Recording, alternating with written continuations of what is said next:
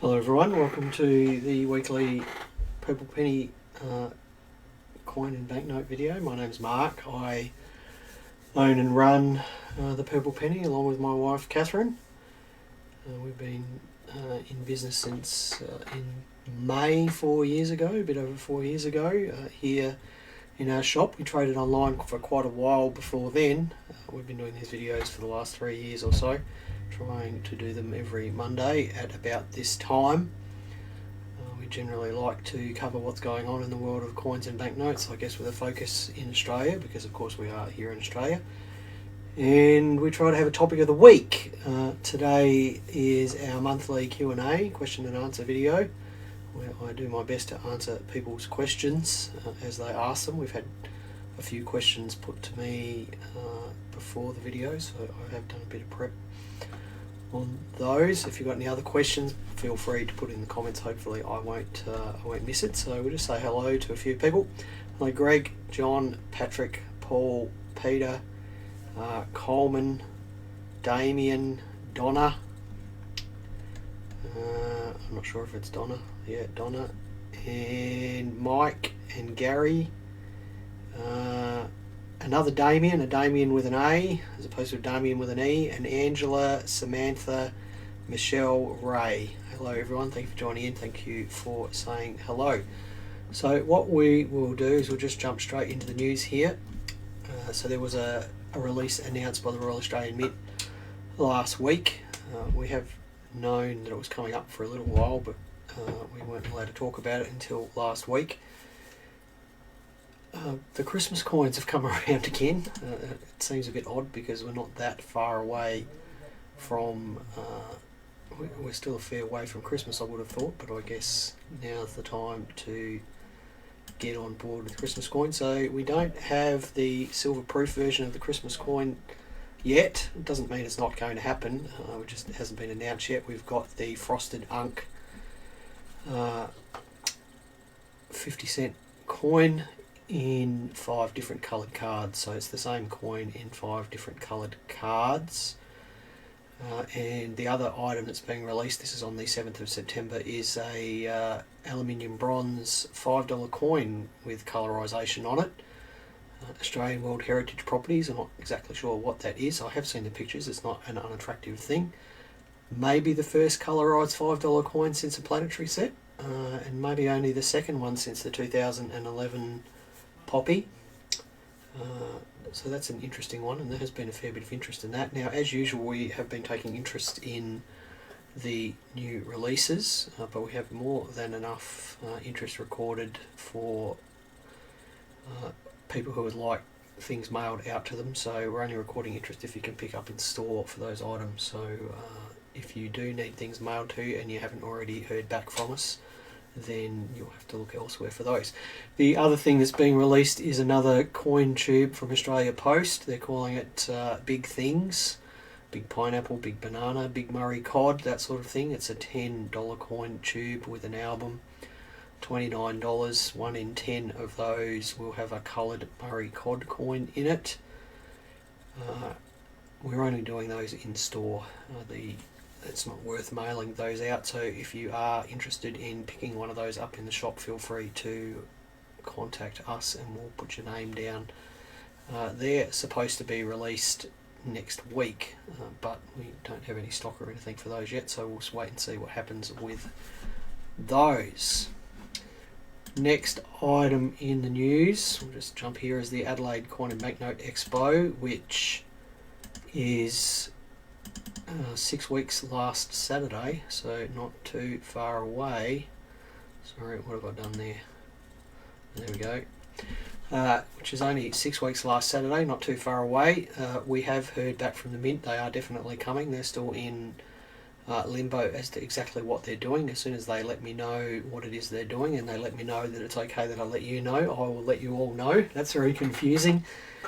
But you'll hear it here first. The other thing that I can say is there is going to be 2 show PNCs. They're going to be themed for the Adelaide Crows and Port Adelaide Power AFL teams. Retail price is going to be $35 or $40. There's only about I think 150 of each available, and they will only be available at the show. They're not overprinted Australia Post PNCs. They are made specifically for the show.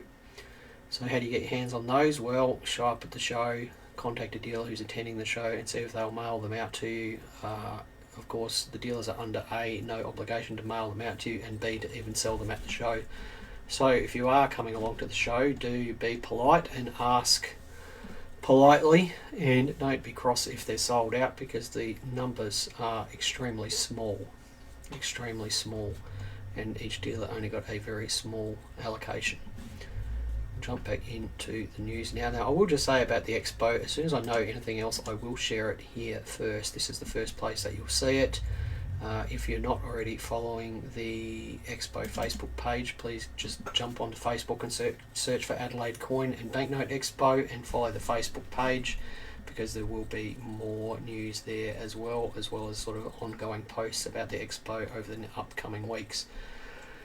Let's have a look at a few more comments here. Oh, Bevan's watching as well. Hi, Bevan. Bevan and Donna are watching together today. Detlef, Peter, Stephen, Carolyn, Justin O'Brien. No news on the 12 coin $2 set, Justin, and there's no point asking. As soon as we know, we'll let you know. Richie, Samantha says there's only 17 Fridays till Christmas, so it's not that far away. 17 Fridays sounds like a lot, actually. Hello, Gwen. Hello, Pal. Mike says perhaps Santa's doing the RAM release for them this month. Yep, okay. I won't say anything there. Hello, Antonius. G'day, Matt. Hello, Greg. Damien says... What does Damien say? Are both NGC and PCGS based in the USA? Yes, they are both based in the USA, and no, I don't know if one is quicker than the other. They are both, well, most collector grading services at the moment are very slow because of the increase in interest in getting things graded, whether they be coins or banknotes or comics or trading cards. Most grading services that I am aware of have a big backlog of things. Hello, Graham. Hello, Trina. And Ash, how are you? Damien says, what's the best way of getting coins graded from Australia? Use a authorised PCGS dealer here in Australia, Damien. The three that immediately spring to mind are Eric at Drake Sterling Numismatics, Jeff at Cockatoo Coins, and all the people up at Imperial Coins in Queensland. They're the three that I know of. I don't have one to recommend over the other. We use Drake Sterling almost exclusively these days. Why do you use a third-party service? Because they get the things a lot cheaper. They get the grading costs a lot cheaper. So Sam says, will you be getting the silver proof coin year set? No, we will not, and I have no idea about the RAM eShop, Sam, I'm afraid. So you'd have to ask them that. I think that's all the questions. Kevin says, I have a 1979 50 cent. There's a bar in it where you would sometimes see a crop circle. No, it's not unusual, Kevin. If it's the double bar behind the emu's head, that's not unusual on 1979 50 cent pieces. Funnily enough, did have a conversation on the phone with Peter Andrews about that yesterday. Next item in the news is an article that I saw pop up in the paper this week. It was about alternative investments and tracking how alternative investments have performed in the last 12 months. And by alternative investments, we mean vintage cars, stamps, art, and coins and banknotes. So coins and banknotes did get a mention a couple of times, and I got to say that the author of the article, certainly with regards to coin and banknotes, didn't say anything stupid. The two things that were put forward were that A, you needed to know a lot about coins and banknotes if you were going to invest in them.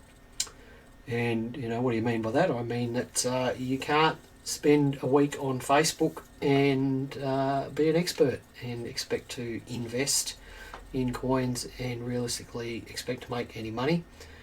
I am by no means an expert, but I do know a lot more than most people, and I wouldn't be confident about investing in coins and banknotes.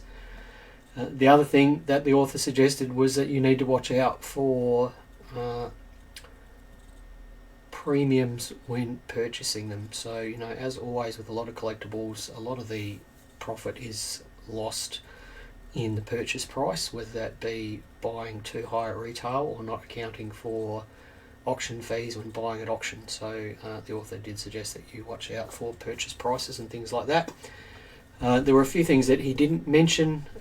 He didn't mention insurance. He didn't mention tax on them. He also didn't mention, you know, investing inside your superannuation fund and things like that that have special requirements for collectibles. But if you are interested in investing in alternative things like coins and banknotes, I do suggest that you go and talk to a financial advisor about that. The Eid-Mar gold Roman coin. I think this will be the fourth time we've spoken about this. Was the most valuable ancient coin ever sold at auction. It sold for over $2 million last year.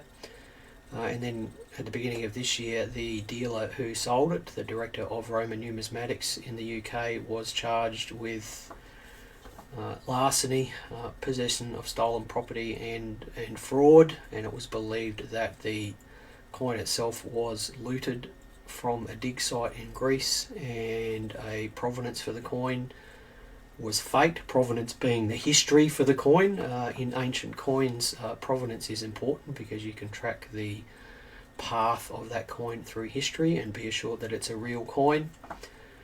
And as such, the coin was seized back from the person who bought it. It was given back to the Greek government, and that president of Roman Numismatics in the UK, he was charged with many things. Anyway, he has now pled guilty to a number of things, and you can see the gold coin there. So he's pled guilty to conspiracy and 3 counts for possessing stolen property. And it didn't just relate to the gold Eid-Mar coin, it also related to what's known as the Gaza Hoard, which were a group of 8 decadrams which were found off the coast of Gaza by fishermen in Palestine.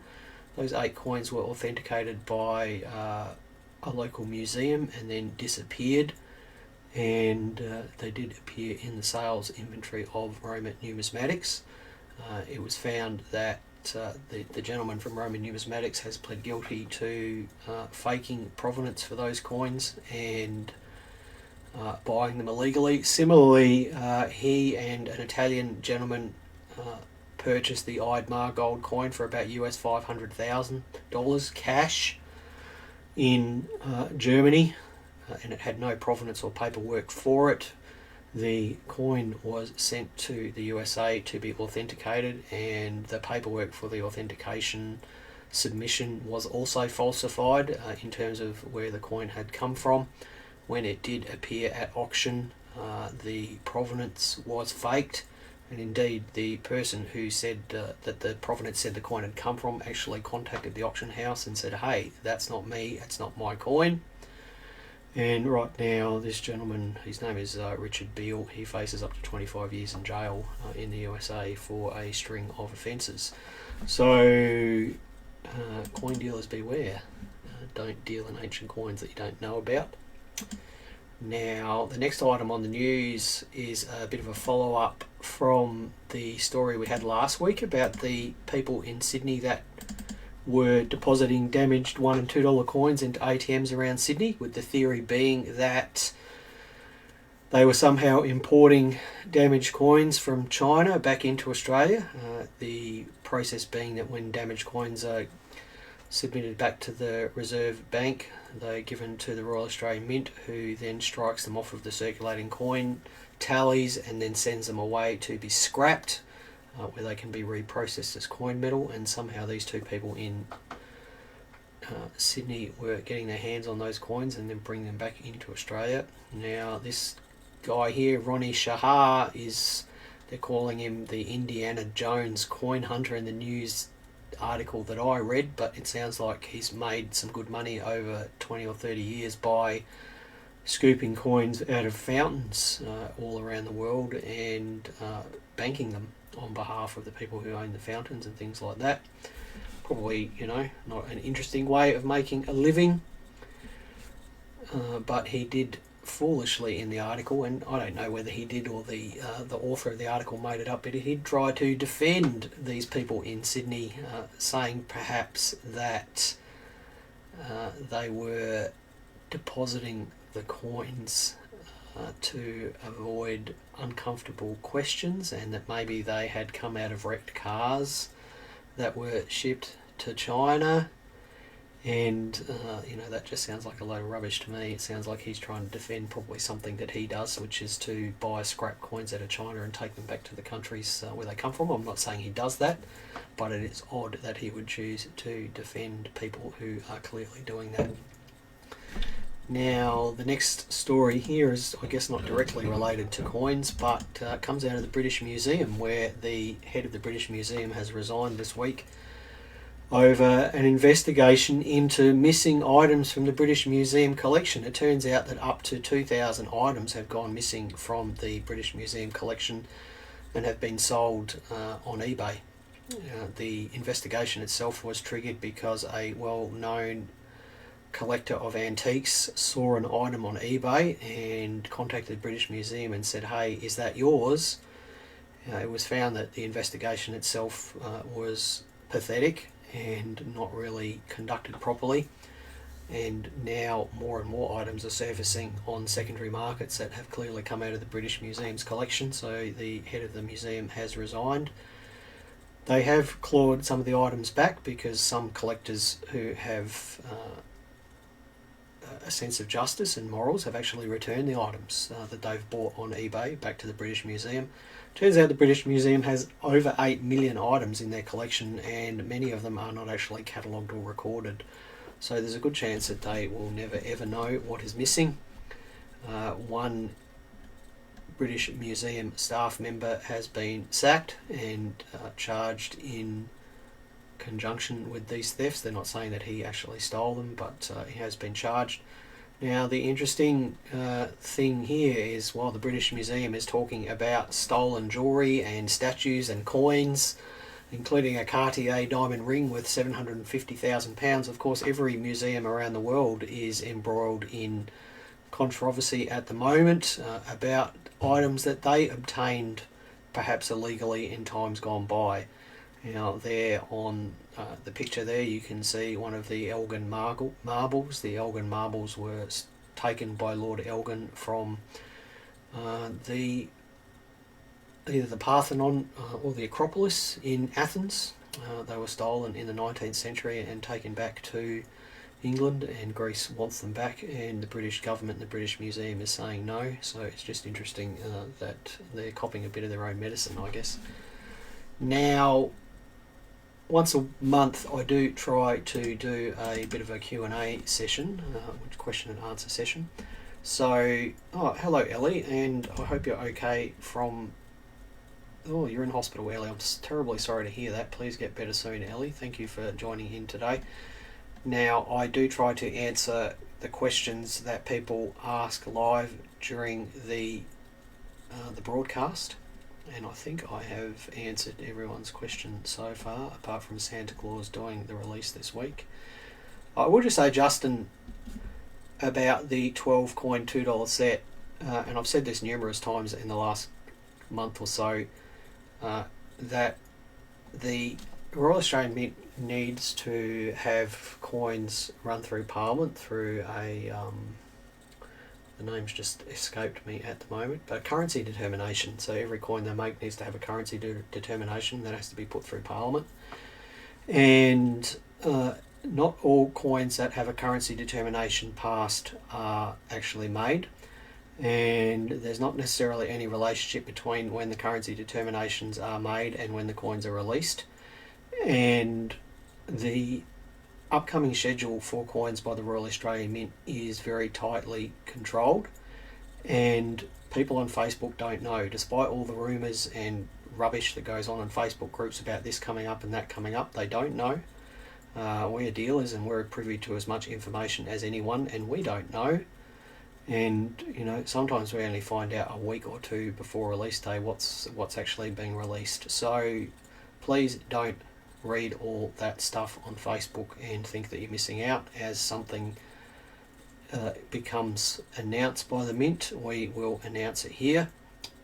We'll do our best in most cases to record people's interest, but I can tell you right now, if that 12 coin folder comes out, we probably won't be taking people's names, because the demand will be ridiculous, and we will just have to make our own determination about what we do with them.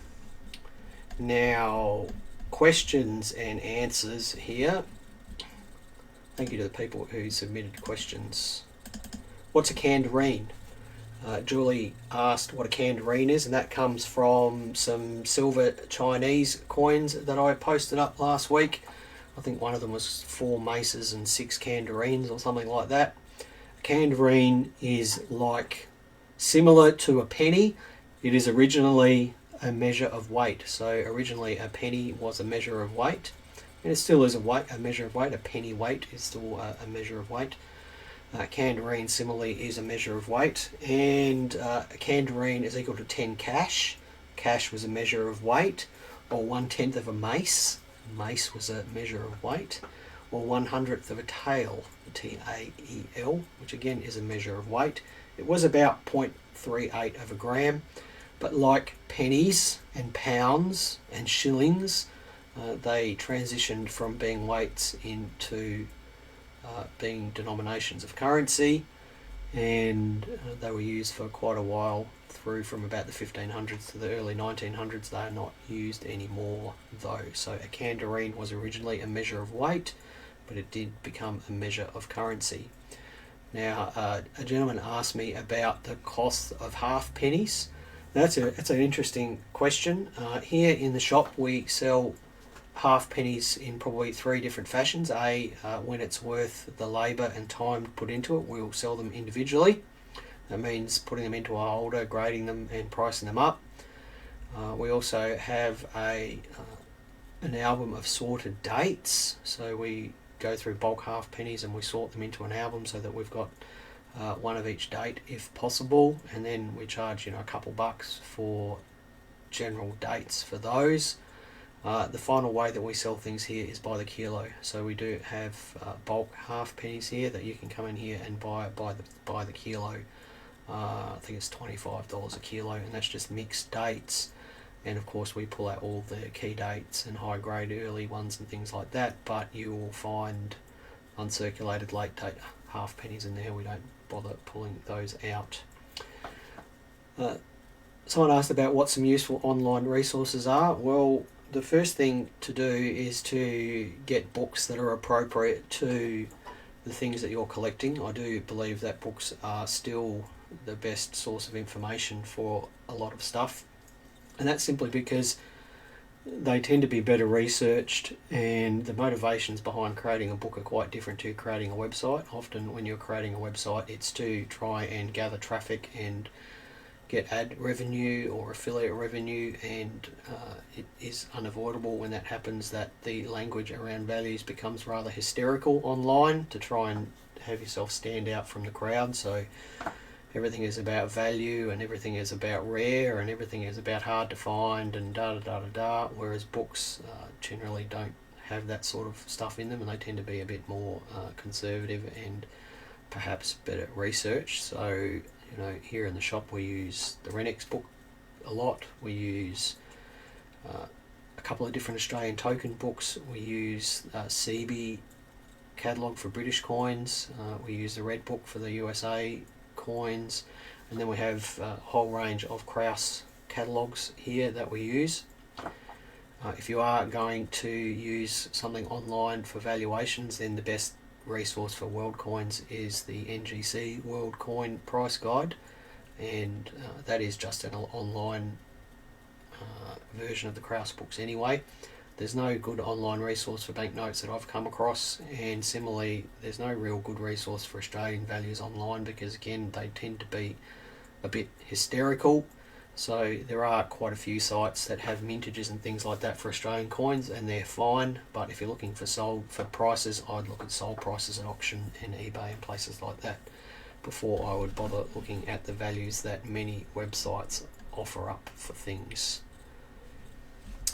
Peter says he actually creates websites to educate people. Well, Peter, you are very much the exception there.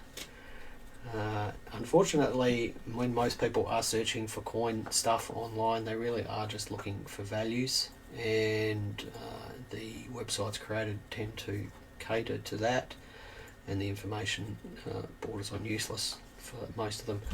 Now, someone asked me to do a tutorial on pearls and diamonds for grading. I'm not going to do that because it's too much work for one question, but I will just remind you of what the pearls and diamonds are.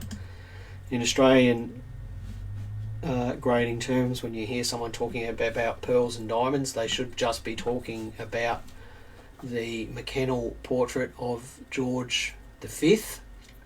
So we're not talking about the portrait used on the Parliament florin or the Centenary florin here. We're not talking about King Edward VII's portrait. We're not talking about King George VI's portrait. We're talking about the George V portrait of by McKennell, and that's found on coins from 1911 to 1936. And the reason why people focus on this is because there is, I guess, a bit of a simplified recipe for converting pearls and diamonds into adjectival grades. The adjectival grades are things like good, very good, fine, very fine, extremely fine, and uncirculated.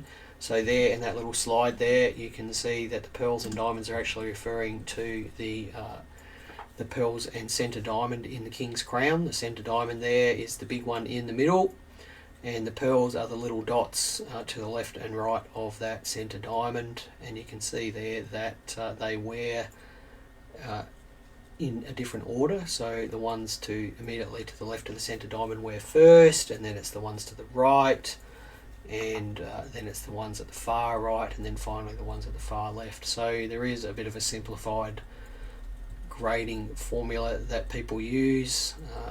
So for example, if there's a full centre diamond and 6 pearls, then some people would say that's very fine.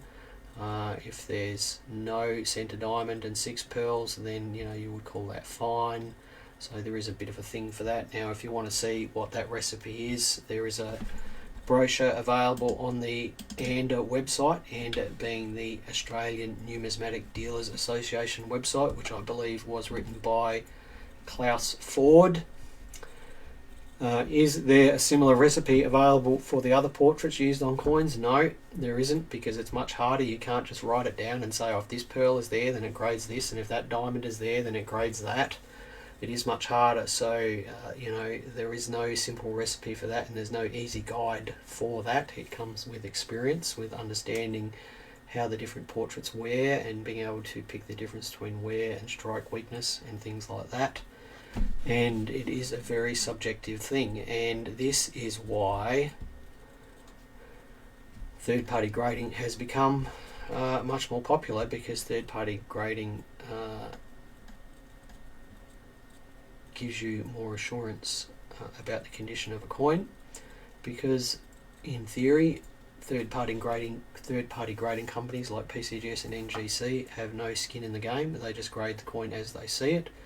Whereas dealers like myself, and I will admit that you do find yourself looking at a coin and thinking about it differently when you're buying it and when you're selling it, but there is a thing known as gradeflation, where dealers will buy a coin over the counter and call it very fine, and then when it appears on the website it has become extremely fine, and that's another way of making extra profit out of things.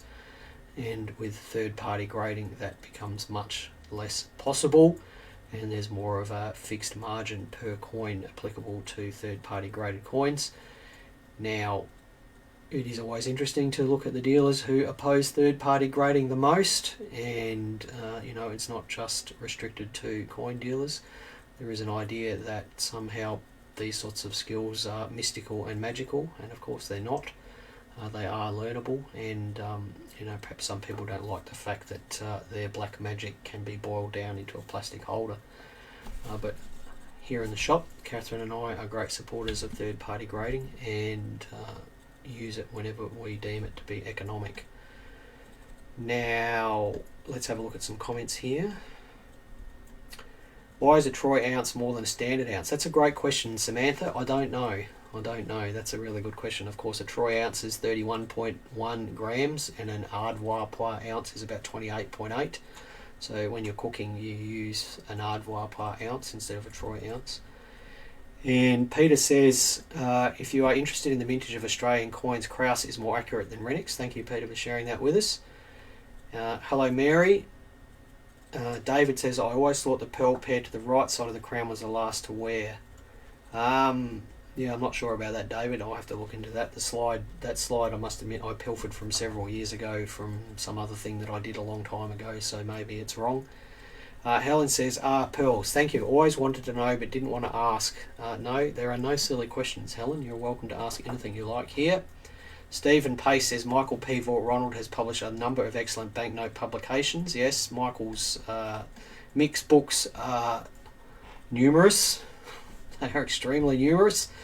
Many of them are still available directly from Mick, and if you are interested in banknotes, just send us a message and I'll give you Mick's email address, and I am sure he will reply to you with his list of available books with great enthusiasm. And Peter says, you remember that you are assuming a perfect strike. Yeah, so that's why, Peter, I did say it is a bit of a simplified grading recipe. It doesn't take into account strike weakness, and I will tell you that over the years I've made a not insignificant amount of money off of dealers who don't know the difference between strike weakness and wear. One of which was a beautiful 1924 penny that graded MS64 red bound that I bought for $30 because the dealer said it was VF. Yeah, so that's why I say it's simplified, and it is easy to write a short article about this many pearls means this and this side of the diamond means that and things like that, but it is much more difficult to write a simple article on determining the difference between strike wear and strike weakness and wear, and also worn dies and things like that. So I guess that's why that's a topic that the grading guide avoids. Similarly, it avoids all the other portraits too. Right, now I will just thank you, David, for that comment. If you don't know what dates have poor strikes, read the Independent Coin News. Yes, so big plug here for Peter Andrews, who's the editor of Independent Coin News. I believe the next edition is due out on Wednesday. It's a bi-monthly publication. It's been published twice so far. Probably the best coin magazine in Australia at the moment, and the best thing about it is it's completely free. So please do go and jump onto Facebook and search for Independent Coin News. Follow his Facebook page, and as the new edition comes out, he will let you know. Of course, some of the authors are completely not to be trusted, such as myself, but putting my article aside, please do enjoy the rest of the stuff. Right, that's it for this week. Thank you, everyone, for watching. Thank you for taking part. Thank you for all the comments. It's much appreciated. And have a great and safe and happy week. Remember, collecting is about having fun. Collect what you love, collect what you enjoy, collect what interests you. And we'll be back same time next week. Bye for now.